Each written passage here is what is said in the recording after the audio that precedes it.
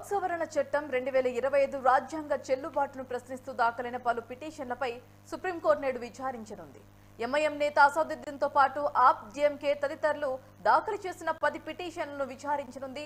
Supreme court ప్రధాన న్యాయమూర్తి justice Sanjiv Khanna, justice Sanjay Kumar, justice K V Viswanathan నేతృత్వంలోని ధర్మాసనం ఈ పిటిషన్ను విచారించనుంది. అయితే వర్క్ బోర్డు సవరణ చట్టాన్ని సవాల్ చేస్తూ దాఖలైన పిటిషన్ల విచారణకు ముందు తమ వాదనలు సైతం వినాలని పలు రాష్ట్రాలు పిటిషన్లు వేశాయి.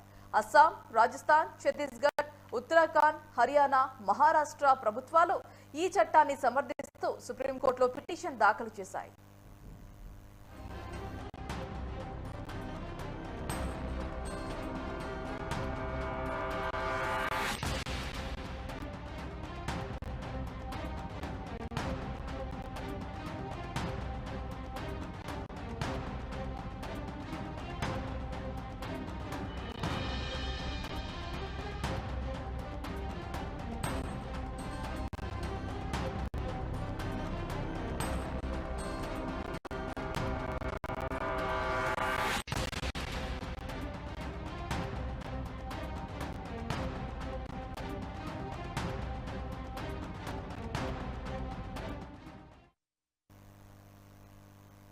వర్క్ సవరణ చట్టం 2025 రాజ్యాంగ చెల్లుబాటును ప్రశ్నిస్తూ దాఖలైన పలు పిటిషన్లపై సుప్రీంకోర్టు నేడు విచారించనుంది.